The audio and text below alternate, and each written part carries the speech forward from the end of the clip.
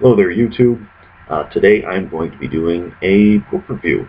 Hopefully in the future I'll be doing more of these.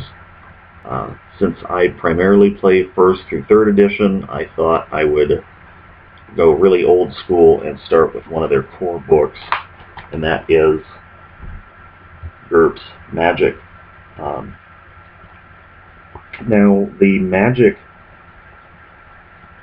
system in Gurps is in the basic set. If you have a 1st through 3rd edition copy of the basic set, you already have the rules on how to incorporate magic into your campaign or into your character, and you should also have around 100 different spells that already come in the book. What this has is over 300 more spells, and it also contains far more detailed rules, especially when it comes to creating new spells, improvising spells, and alternate systems of magic. And I'll talk about that at the very end, the alternate magic system. Comparing this book to D&D, if you're not familiar with Gurps Magic or the magic system, or even Gurps in general, rather than the way a lot of systems I've found do it, which is as you level, you gain access to more spells, and you pick spells from a list, and when you cast them, you don't get to use them the rest of the day. You've got to memorize them every morning. This really doesn't make a lot of sense. I guess magic in and of itself doesn't make a lot of sense, but even as a 10-year-old learning how to play AD&D, I never really understood why magic was done the way it was. And Gurps takes it with a much more practical approach. Rather than just these things that you write down on a character sheet and draw a little line through it once you cast it, when you learn a spell, you learn it forever. You know, unless you get hit in the head or you critically fail and really critically fail and somehow forget the spell.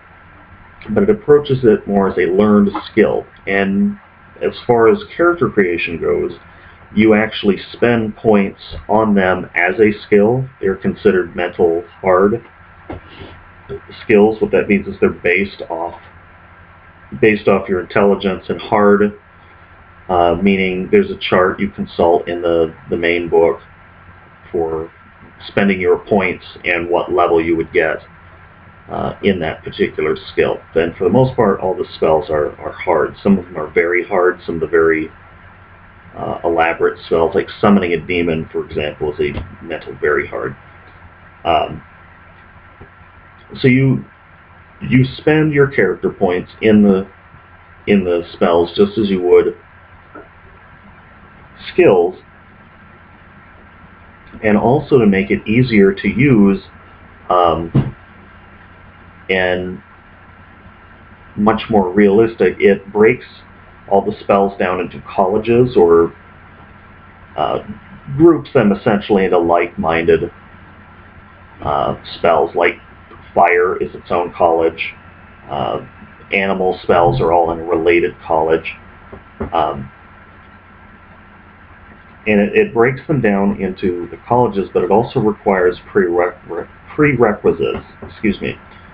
For example, if you want to cast that fireball out of the fire college, you'd need some prerequisites, primarily shape fire and create fire, because it's essentially a blending of the two.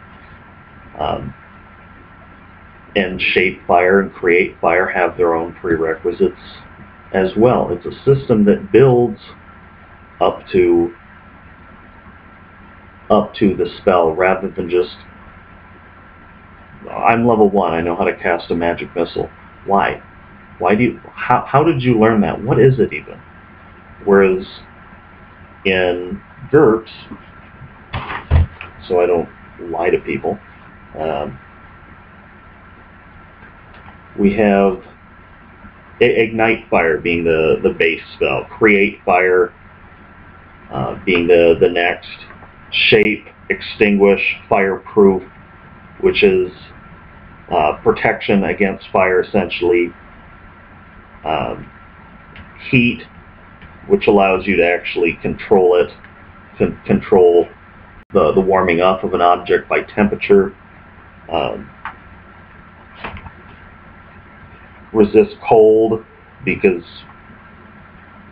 resisting cold in its own way is technically a fire spell. I think other editions may have moved some of those spells around, but you get the idea. There's flame jets and breath of fire, fireballs, explosive fireball, even an imaginary flame is still considered part of the fire college, but all the spell colleges are like that. They all build on each other. So it's much more logical, and rather than have the class system where you just jump ahead and you suddenly learn more spells, as you're progressing as a character and you're earning experience, you're slowly getting better. There's always a forward progression. So you naturally get to see the character grow, rather than I leveled, I get more hit points and more spells, which doesn't, in a realistic sense, really make any sense. Another interesting feature of Gurps is it has alternate systems of magic, and while most people are thinking about magic, they're going to be thinking about a fantasy setting. It does also lend itself to non-fantasy setting. Well, high fantasy, I guess is what I mean to say. High fantasy, if you're not familiar with the term, is elves, orcs, wizards, dwarves, Tolkien lore and mythology, essentially the D&D of the fantasy realm.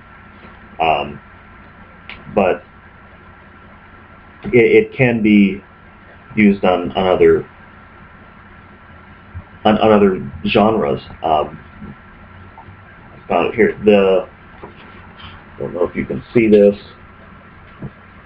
but it has a list of runes, and these are actual runes from Norse mythology, and it just talks about runes as if they're a more primitive form of magic, that they can be a form of magic that only exists. Like, that's the only version of magic you want to use, and it's symbol drawing, essentially.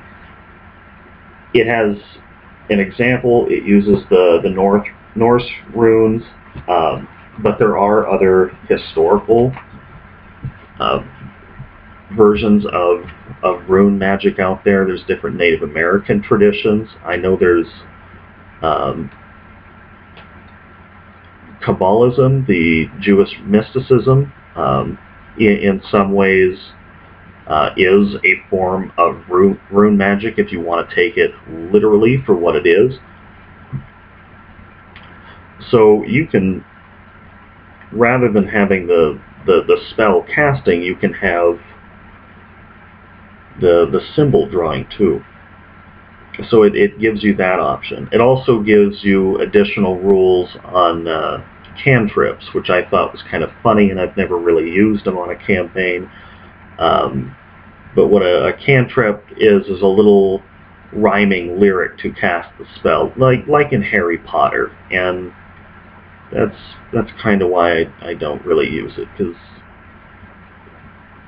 even though it works in Harry Potter and it makes sense for the story and the world, it still seems kind of silly to me. But it allows, as a player character, it includes rules for players to come up with whimsical rhymes to create spells on the fly, which is another alternate system of magic.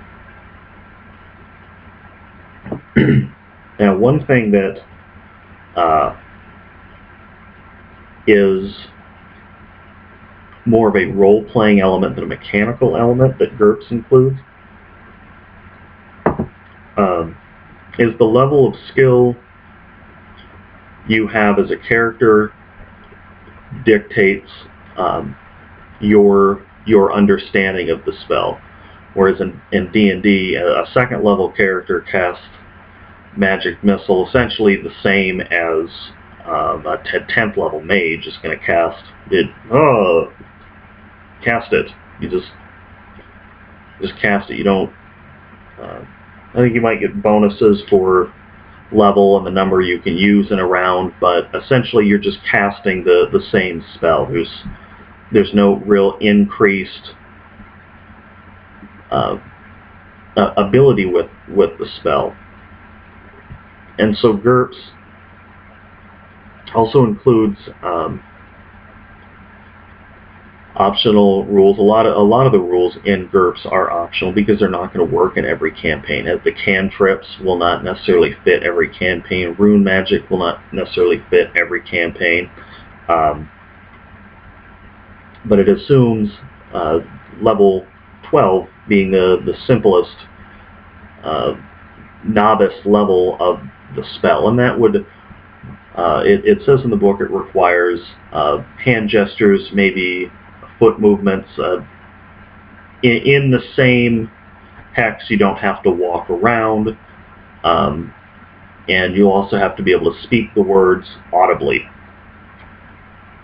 And that might not seem like a big deal, but as far as a role-playing element, well, if you're only level 12 and you're tied up in a chair, and you don't, or if your skill level is level 12, excuse me, you're tied up in a chair and you can't move your arms to do the hand gestures, you might not be able to cast the spells efficiently, and you'll get negatives for it. But if you have a higher level of skill, you spent more points in it, you've spent more of your character's experience into learning a higher level and greater understanding of that form of magic,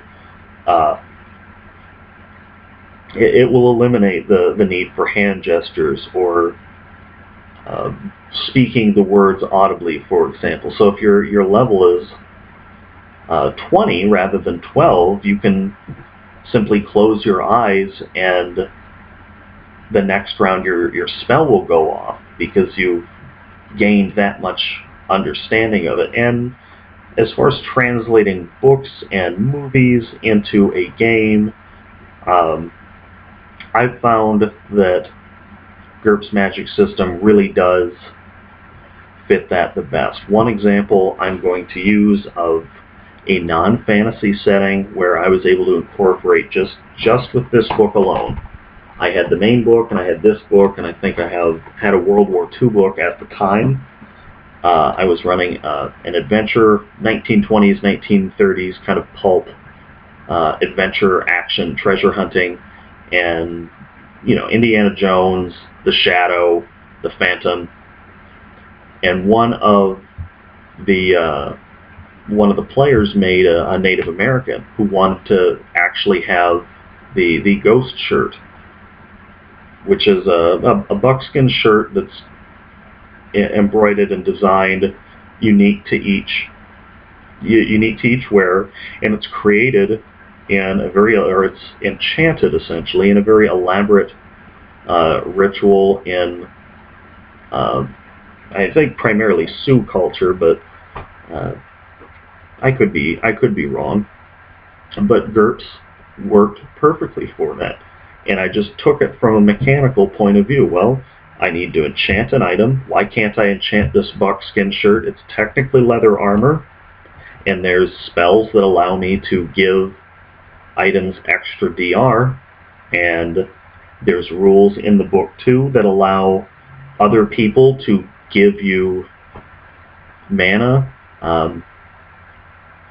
Say people are casting a spell together because they want a more powerful fireball, or especially in enchanting where you require a lot of mana, and the ghost dance, which is the ritual that creates or part of one of the rituals that creates these shirts, is in a sense, in a very elaborate way, a spell with a ritual, just like it is in Gurps. Yeah, the timetable and the details are different from culture to culture, but with very little changing, I was able to create that for the player. He was happy about it, and it made his character unique, and it at no point became unbalancing either. The rules worked that in with no problems. So what would I say is my final judgment? Would I recommend Gurps Magic if you plan on doing a fantasy setting with the high fantasy orcs, elves, goblins, gnomes, dragons, beholders, all that fun crap? You probably should get the Magic book, unless there is nobody in your group that really likes to play Magic. Then maybe you could get away with it. But even as a GM, you'll find it very useful.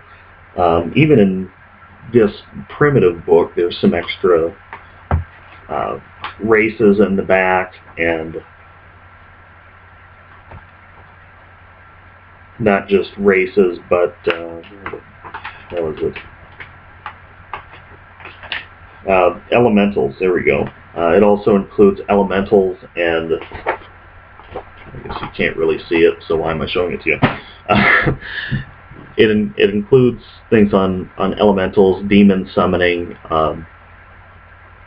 talking with extra dimensional beings, and if that's something you want to incorporate into the story, that Gurps Magic is definitely going to be very useful. So the players don't necessarily have to use magic, but it can add another dimension. It can make a more interesting adversary with the magic system in its completion.